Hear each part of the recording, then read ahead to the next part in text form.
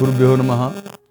ವಿಶೇಷವಾಗಿ ದಾಂಪತ್ಯದಲ್ಲಿರ್ತಕ್ಕಂಥ ಸಮಸ್ಯೆಗಳ ಬಗ್ಗೆ ತಿಳಿಸುವಂಥ ಪ್ರಯತ್ನ. ದಾಂಪತ್ಯ ಅನ್ನುವಂಥದ್ದು ಒಂದು ತಪಸ್ಸು ಅಂತ ನಾವು ಹೇಳ್ತಾ ಇದ್ವಿ. ಆದರೆ ಈ ತಪಸ್ಸನ್ನು ಎಲ್ಲರೂ ನಿಭಾಯಿಸೋದಿಲ್ಲ. ಆ ತಪಸ್ಸಿಗೆ ತಕ್ಕ ಫಲ ಸಿಗೋದಿಲ್ಲ. ದಾಂಪತ್ಯದಲ್ಲಿ ಸತತ ಕಲಹವಾಗಿರುತ್ತೆ.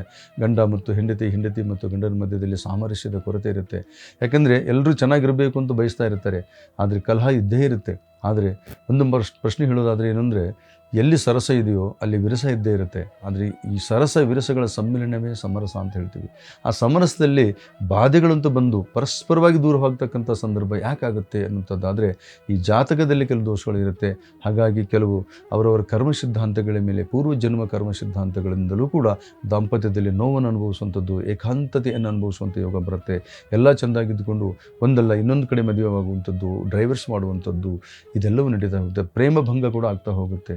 ಇದೆಲ್ಲವೂ ಯಾಕಾಗುತ್ತೆ ಅನ್ನುವಂಥದ್ದಕ್ಕೆ ಒಂದು ಸರಳ ಉಪಾಯಗಳನ್ನು ಅಥವಾ ಸರಳ ಮಾರ್ಗವನ್ನು ತಿಳಿಸುವಂಥ ಪ್ರಯತ್ನ. ಇವತ್ತಿನ ದಿವಸ ನಿಜವಾಗಿ ನಿಮ್ಮ ದಾಂಪತ್ಯದಲ್ಲಿ ಪ್ರೀತಿ ಚೆನ್ನಾಗಿದೆ, ನಮ್ಗೆ ಚೆನ್ನಾಗಿರಬೇಕಪ್ಪ ದಾಂಪತ್ಯಗಳು ಅಂತ ನೀವು ಅನಿಸ್ಕೊಂಡ್ರೆ, ನೀವು ಒಂದೇ ಕೆಲಸ ಮಾಡಿ. ಲಕ್ಷ್ಮೀನಾರಾಯಣ ದೇವಸ್ಥಾನ ಅಂದರೆ ಲಕ್ಷ್ಮೀ ನಾರಸಿಂಹ ದೇವಸ್ಥಾನ ಅಂತ ಹೇಳ್ತೀವಿ. ಆ ದೇವಸ್ಥಾನದಲ್ಲಿ ಹೋಗಿ, ಕೇವಲ ನರಸಿಂಹ ದೇವಸ್ಥಾನ ಅಲ್ಲ, ಲಕ್ಷ್ಮೀ ನಾರಸಿಂಹ ದೇವಸ್ಥಾನ, ಅಲ್ಲಿ ಹೋಗಿಬಿಟ್ಟು ಲಕ್ಷ್ಮಿಗೆ ಕುಂಕುಮಾರ್ಚನೆಯನ್ನು ಅಥವಾ ಪ್ರತಿ ಶುಕ್ರವಾರಕ್ಕೆ ಮಾಡೋದರಿಂದ ಒಂದು 11 ಶುಕ್ರವಾರ ಮಾಡಿ, ಖಂಡಿತವಾಗಿ ನಿಮ್ಮ ದಾಂಪತ್ಯದಲ್ಲಿ ಒಂದು ಪರಸ್ಪರವಾದಂಥ ಭೇದ ದೂರವಾಗಿ ಇಬ್ಬರು ಚೆನ್ನಾಗಿರ್ತೀರಾ.